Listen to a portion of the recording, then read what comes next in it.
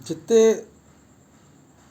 ବିଜେଡ଼ିରୁ ବିଜୁ ଜନତା ଦଳରୁ ଦଳଡିଆଁ ହେଇଛନ୍ତି କିଏ ଯେ କେନ୍ ଜାଣିବା ତାଙ୍କ କେସ୍ ବଢ଼ିଯାଇଛି। ସ୍ୱାଧୀନରୁ ଯାଇକି ଆଉଥରେ ନିର୍ମଳ ସ୍ୱାଧୀନ ହେଲେନି, ଜୁମଲାବାଦୀକି ଧରି ପକେଇଲେ, ମିଛ ସରକାରକୁ ଧରି ପକେଇଲେ, ସେଣ୍ଟରର ଯେଉଁ ମିଛ ସରକାର। ବର୍ତ୍ତମାନ ଯୁଗଟା ସେଇଆ ଚାଲିଛି। ମିଛକୁ ବହୁତ ପାଆନ୍ତି ଭଲ, ସତକୁ ଦିଅନ୍ତି ଧକ୍କା।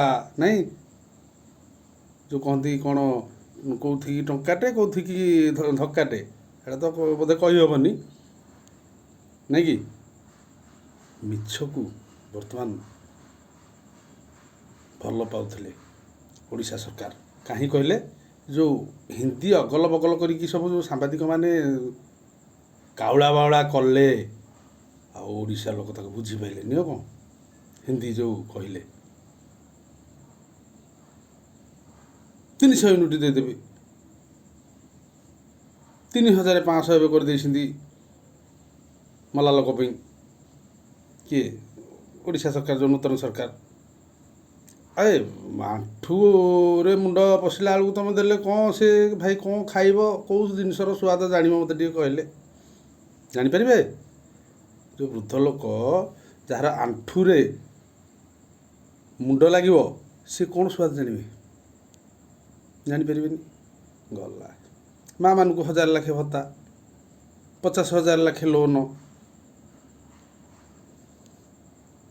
ଓଡ଼ିଶାକୁ 1 ନମ୍ବର କରିବେ, ୟୁପିକୁ 1 ନମ୍ବର କରିବେ,